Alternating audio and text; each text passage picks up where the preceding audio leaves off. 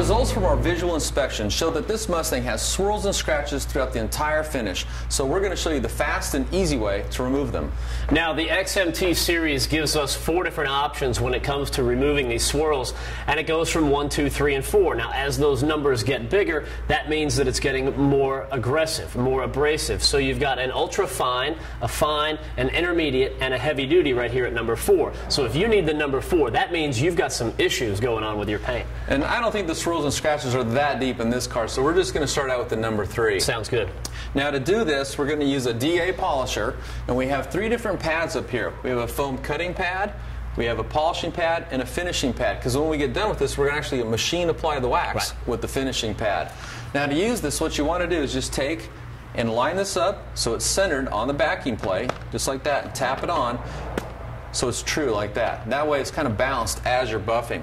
The next thing you want to do anytime you're starting out with a brand new pad is you want to condition the pad. And for that we have the XMT pad conditioner. And all you really need to do is just take, mist on a few little sprays. And then you want to take and just kind of work that in with your hand. What that's going to do is going to soften a brand new pad, so when you bring it down, it's kind of lubricated as you start your buffing process. There you go. If you want to prime it, got your number 3 ready for you. Okay. The next thing we want to do is we want to prime the pad. And that means we're going to take and apply some of the number 3 intermediate swirl mover. There you go, man. Yep. Now I'm just going to take and spread this around, and the whole idea behind this is so when we turn the polisher on, 100% of the pad is going to work for me removing swirls. So just kind of spread this around. It's kind of like putting butter on toast or frosting on a cake. It's kind of messy, but you only need to do this the first time when you're starting out with a brand new pad. Just like that.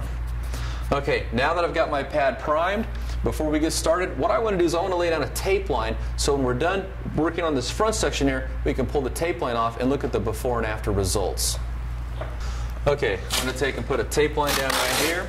And this way, we'll be able to easily check out the before and after results. Now that's going to look nice. Now one of the most important things in the entire process is the rotation of the pad right there. And an easy way to tell if it's rotating is to make a little line, because if you're looking at it right there, it's just yellow. You know, if you're just looking for the rotation, sometimes with your eyes it's hard to tell if it's rotating or not. You make a little line there and you can keep an eye on that, because think about it, there's a lot going on right here. You've got the rotation of the unit right there. You've got the pad working with the abrasives in the number 3 solution right there. Right? All of that stuff is working together, and it's all of that that's actually removing the swirl. So you want to make sure that that's rotating.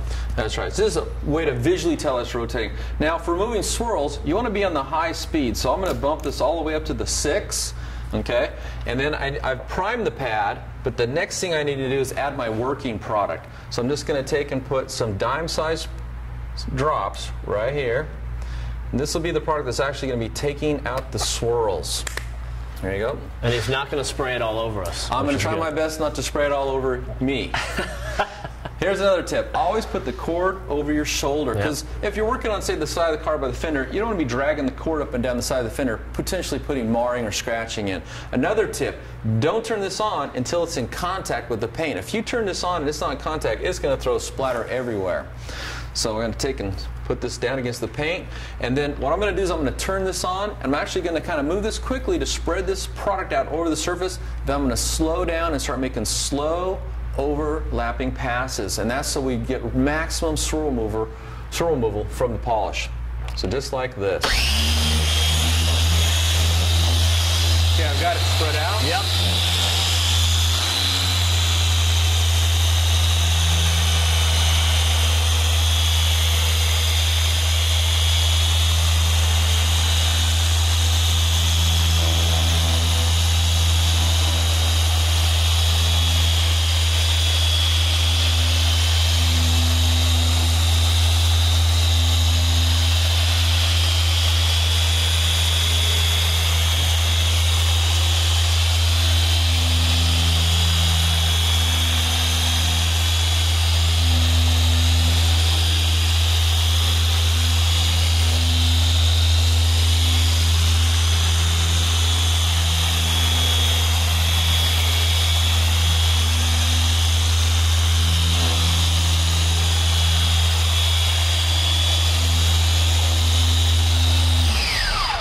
that black line, you could easily see that we had the rotation that we wanted, and by going slow, that allowed everything to work together. That's right. Slow overlapping passes is the key. And here's another tip. Notice how I turned it off, but I didn't lift the polisher off the paint till that pad stopped spinning.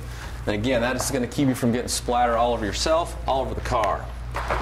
Now the next thing we want to do is go ahead and wipe this off. This isn't a wax, it doesn't need to dry. In fact, it's always easier to take a polish off while it's still wet because you can use those polishing oils as a lubricant to help you wipe it off carefully.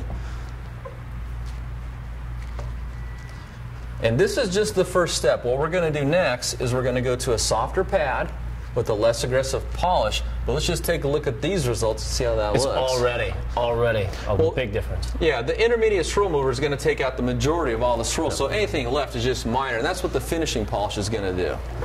So let's go ahead and let's switch pads. We'll get that ready. Get it ready.